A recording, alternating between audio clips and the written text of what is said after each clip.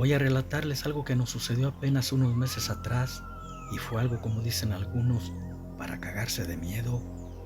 Perdón por la expresión, pero la verdad sí fue algo espeluznante aquella terrorífica noche que tuvimos.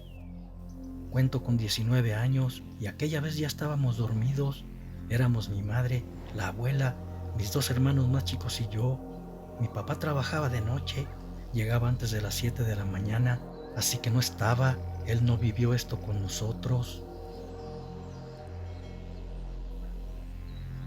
Esa noche ya era de madrugada, entre 2:30 o 3, cuando los perros y más empezaron a ladrar, pero así, desesperadamente, como si quisieran atacar a alguien, muy nerviosos.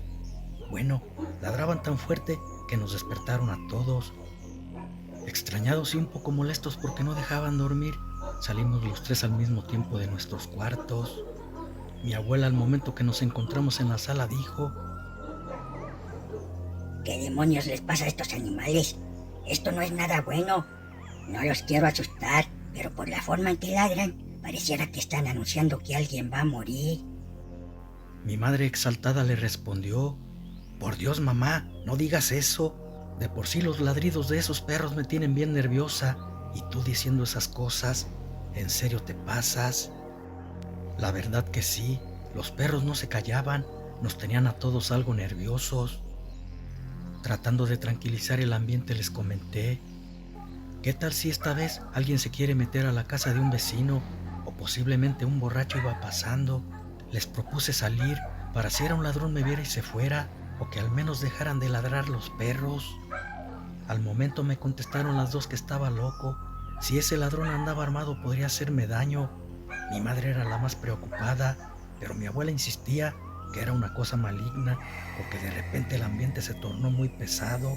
Entonces dijo: No salgas, hijo. Mira, yo nunca he sentido miedo, pero hoy sí lo tengo. Y es por un presentimiento muy extraño que siento. Le contesté que estuviera tranquila, no me pasaría nada, y les propuse que saliéramos los tres para que estuvieran más tranquilas, viendo que estábamos varios, lo más seguro que se iría en caso de ser un ladrón. Se les hizo buena la idea, aceptaron y salimos con mucho cuidado, tratando de no hacer ruido. Cuando estábamos en el patio, nuestro perro y el de los vecinos nos vieron, pero ignoraron nuestra presencia y siguieron ladrando, muy insistentes hacia la casa de a un lado de la nuestra. Eran tiempos de calor, pero nosotros sentíamos frío. Era un frío muy raro que nos helaba hasta los huesos. Agachados desde una pileta que tenemos vimos un bulto. Se deslizaba hacia la puerta de unos vecinos. Vestía de negro con una capucha y traía algo largo en su mano, muy flaca, por cierto como si fuera un machete, y pensamos que sí era un ladrón. Luego se detuvo frente a la puerta por un momento y volteó hacia donde estábamos nosotros. Al verlo nos agachamos más, tratando de ocultarnos para que no nos viera, pero se me erizó la piel y yo pienso que lo mismo sucedió con mi mamá y la abuela, porque se quedaron mudas al ver que no tenía ojos. Sus cuencas estaban vacías y las manos eran huesudas, cadavéricas. Un perro se le acercó sin dejar de ladrar a escasos 2 metros de aquello, pero ni siquiera se inmutó. De su oscuro cuerpo se desprendía mucho aire, el cual asustó al perro haciéndolo huir aterrado. Entonces se deslizó, regresándose hacia una ventana, pero nos percatamos que no tocaba el suelo. Luego la vimos entrar a la casa sin abrirla. Ante nuestra mirada había atravesado la pared. Les dije temblando de miedo: ¿la vieron? Atravesó la ventana. En eso, antes de que me contestaran, vimos que aparecía por donde mismo, pero cargando algo que semejaba a algún bulto. Yo iba a decir algo más, pero mi abuela puso un dedo en su boca, diciendo con voz muy bajita: ¡Shh! ¡Cállate! Les dije que no era nada bueno. Es la muerte. Entremos a la casa. No está bien que estemos aquí. Podría sucedernos algo. Mi mamá ni siquiera podía pronunciar palabras por el terror que tenía. Tampoco podía moverse. Tuve que jalarla de la mano para que caminara. Cuando estuvimos dentro pudo reaccionar. La abuela se persignó, también lo hizo con nosotros y empezó a rezar el credo y el Ave María, tratando de protegernos. Mi madre ya más tranquila le preguntó qué fue lo que habíamos visto. Ella le contestó que sin duda era la muerte, porque hasta su guadaña traía. Por eso el insistente ladrar de los perros y los escalofríos que habíamos sentido. Luego dijo: Lo más seguro es que vino por alguien. Los perros y yo lo presentimos porque no se callaban. La veían todo el tiempo. Uno ya viejo presentimos estas cosas.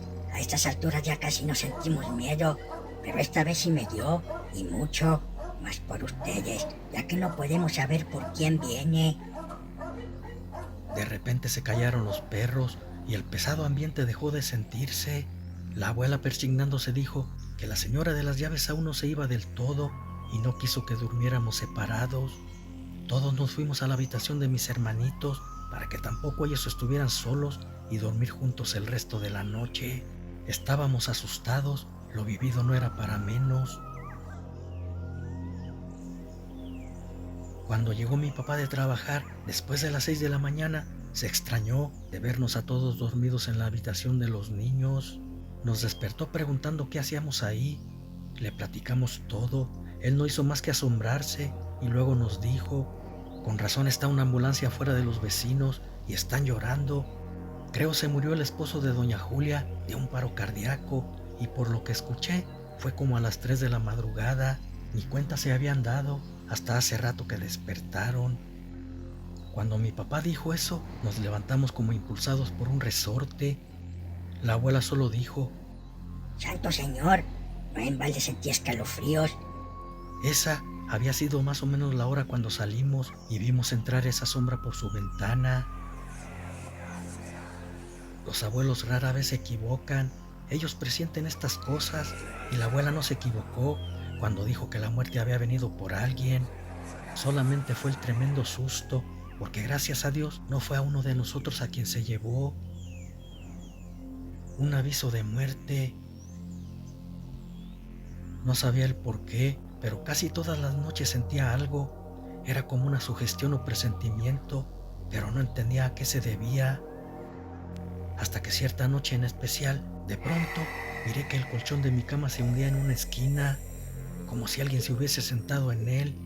No veía nada, pero podía sentir una presencia, porque además de haber visto que se sumía el colchón, el cuarto se sintió frío, causándome un dejo de miedo. Entonces pensé que aquello no provenía del mundo de los vivos y sentí escalofríos. Estaba sola en mi habitación a las 4 de la madrugada y alguien estaba sentada a un lado de mí, pero no lo veía. Era para sentir más que los escalofríos. Segundos después vi que lo aplastado del colchón volvía a su forma natural y me di cuenta que se había levantado lo que estaba ahí. Me quedé mirando fijamente y pude distinguir su aspecto transparente en una sombra. Dicen que nunca debemos hablar con los muertos, sin embargo la ansiedad y el miedo que sentía hicieron preguntar que quién era y qué deseaba con mucho miedo. Con voz temblorosa también pregunté por qué estaba en mi habitación. Aquel espíritu solo se movió para sentarse en el otro extremo de la cama, como cuando una lámpara se prende y apaga al estarse acabando las baterías. Después se levantó parándose frente a mí y se mostró tal quien era. Quedé petrificada sin poder hablar cuando reconocí aquella silueta que empezó a decirme: ya no me queda mucho tiempo, estamos muy lejos y solo vine a despedirme de ti porque sé que no podrás ir a verme antes de que me vaya. Era mi hermano quien con su mano fría acariciaba mi pelo al decirme eso, pero no entendía por qué, si yo vivo en Tijuana y él estaba en Guadalajara. Mis lágrimas rodaron por las mejillas cuando le pregunté: ¿qué pasa? ¿Por qué estás aquí? Apretó mi mano y me contestó: solo vine para decirte que a donde voy estaré bien y a pedirte que no llores, es nuestro destino. Antes de contestarle se desvaneció ante mis ojos llorosos. Luego lo cerré y me tumbé en la cama aún llorando. En eso timbró mi celular y me dijeron lo que ya sabía por propia voz de mi hermano. Tenía 1 hora que había muerto y yo lo acababa de ver. Era algo increíble y a la vez macabro. ¿Quién es capaz de entender y de estar preparado para recibir estas cosas? Por la mañana, aún sin poder entender lo que había presenciado, tomé un vuelo hacia Guadalajara. Debía acompañar a mi hermano en sus actos fúnebres, los cuales durarían alrededor de 2 días, además del novenario. Sin embargo, desde el primer día que empezaron los rezos, en el novenario comencé a ver una presencia fantasmal. Siempre se atravesaba por entre la gente que le estaba rezando, hasta perderse en las habitaciones o al final de la cocina, donde estaba más oscuro. Parecía que solo yo lo miraba, porque nadie notaba su presencia. Todos rezaban como si nada, y eso me hizo sentir escalofríos, porque si ya había ido a despedirse de mí quién era, y si se trataba del espíritu de mi hermano, ¿para qué se me aparecía nuevamente? Eso me pareció muy raro y además tenebroso.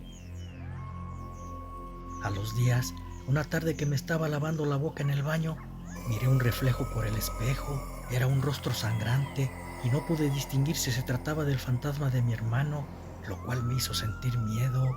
Tenía múltiples heridas, como si se hubiese muerto en un accidente.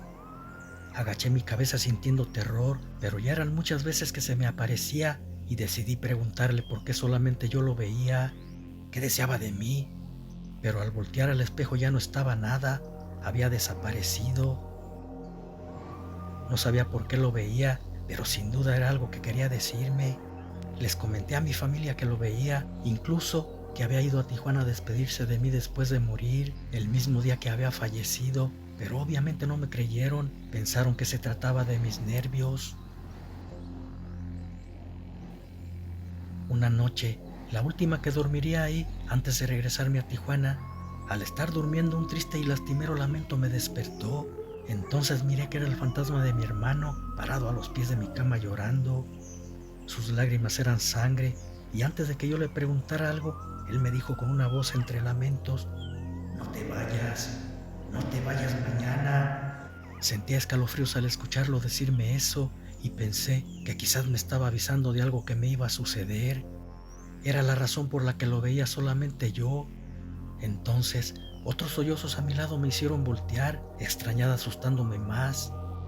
Pensando que vería otra cosa paranormal, recordé que mi hermana dormía en otra cama a un lado mío, y era ella quien estaba llorando, incorporada en su almohada, temblando por su miedo, al ver que el espectro de nuestro hermano estaba frente a nosotras hablándome. De repente volteó hacia ella y entre dolorosos gemidos desapareció. Mi hermana se cambió a mi cama y me abrazó llorando, asustada sin comprender lo que sucedía. Ahora sí me creía lo que le había dicho antes, pero mi incógnita seguía latente, porque aún no sabía qué era lo que me quería decir con sus lastimeros lamentos. A la mañana siguiente tenía que tomar el autobús de las 11 del día, ya que mi vuelo saldría a las 2 de la tarde y tenía que estar 2 horas antes en el aeropuerto para documentar mi equipaje. En mi pueblo, los camiones salían cada hora u hora y media para Guadalajara, por eso debía salir a las 11. Tardaría en llegar de 45 minutos a 1 hora, y por la algarabía de mi partida habíamos olvidado el incidente de la noche anterior. Ni siquiera mi hermana lo recordaba. Ya cuando estaba a punto de subirme al autobús, mi sobrina me llamó para decirme que había dejado el boleto en la repisa a un lado del comedor. Con un dejo de molestia por saber que perdería mi vuelo, tuve que regresarme por él. Sin embargo, ese incidente salvaría mi vida, porque ya casi al anochecer dijeron en las noticias que el autobús antes de llegar a Guadalajara se había volcado, pereciendo la mayoría. Al escuchar tremenda noticia, mi hermana y yo nos miramos, recordando lo que vimos en la noche. Se lo contamos a los demás y todos pensamos que eso había sido un aviso de mi hermano para que no me fuera. Quería decirme que no me fuera porque iba a morir en ese accidente. No sé si fue coincidencia que olvidara mi boleto o si él tuvo algo que ver en eso, aunque ya no dudo nada después de todo lo que me pasó. Lo cierto que ese descuido fue lo que salvó mi vida.